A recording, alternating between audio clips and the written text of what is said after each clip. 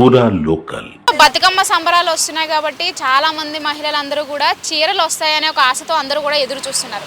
కానీ ఇప్పుడు వచ్చిన కాంగ్రెస్ ప్రభుత్వం ఏమో చీరలు ఇస్తామంటున్నారు కానీ అది కూడా డాక్రా గ్రూప్లో ఉన్న మహిళలకు మాత్రమే అందుతాయి, 2 డేస్ ఇస్తామంటున్నారు కానీ మిగతా వాళ్ళు ఏమైపోతారనే ప్రశ్న అయితే అందరిలో ఉందన్నమాట.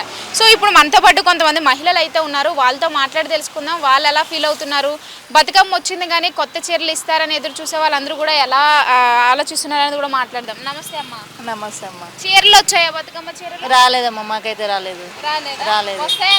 వస్తాయని అంటున్నారు కానీ రావట్లేదు, ఇవ్వట్లేదు. మరి అది కూడా డోక్రాలో ఉన్న వాళ్ళకి ఇస్తామంటుండ్రు, వేరే వాళ్ళకి ఇవ్వమంటుండ్రు. అట్లా మీరున్నారా మరి? లేవు మేడం, అందరు వేస్తేనే గెలిచింది కదా ఆయన, మళ్ళీ అందరికి ఇవ్వాలి కదా, మాకైతే ఇవ్వనంటున్నారేమో. మరి ఏం చెప్తారు సీఎం కి? అందరికి ఇవ్వాలని చెప్తాము, అందరికి ఇవ్వాలి కదా, వాళ్ళకి ఇస్తేనే ఎట్లయితుంది, అందరు వేస్తేనే గెలిచిండు కదా ఆయన. అది మరి ఒకవేళ రేపు మీతో మాట్లాడడానికి వస్తే రేవంత్ రెడ్డి ఏం చెప్తారంటారు? ఏం చెప్తాను అంటే అందరం వేస్తేనే గెలిచినావు కదా, సీఎం అయినావు కదా, మళ్ళీ అందరికి ఇవ్వాలి చీరలు, డోక్రా ఉన్న వాళ్ళకి ఇస్తే ఎట్లా అని చెప్తాం. వాళ్ళకి 2 ఇచ్చే వాళ్ళు వాళ్ళకి 1 ఇచ్చి మాకు 1 ఇస్తే అయిపోతుంది కదా, బాగుంటుంది.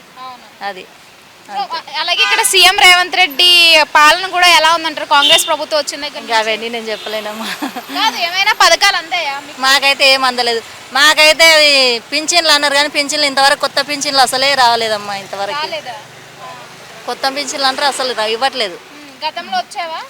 అప్పుడు వచ్చే వాళ్ళకి వచ్చినాయని ఇప్పుడు కొత్తగా పింఛన్లు శాంక్షన్ అయినా అంటున్నారు కదా, అవి అసలు ఇవ్వట్లేదు, ఇంకా రాలే. మా ఆయన చనిపోయి సంవత్సరమే కానీ ఇంతవరకు ఏం రాలేదు. సంవత్సరం కాదు 3 సంవత్సరాలు అవుతుంది, ఏం రావాలి అసలు, ఏం లేదు. మరి మీరు ఏం చేసుకుంటారు? ఇంకా ఇదే పనుల మేమే చూసుకోవాలి.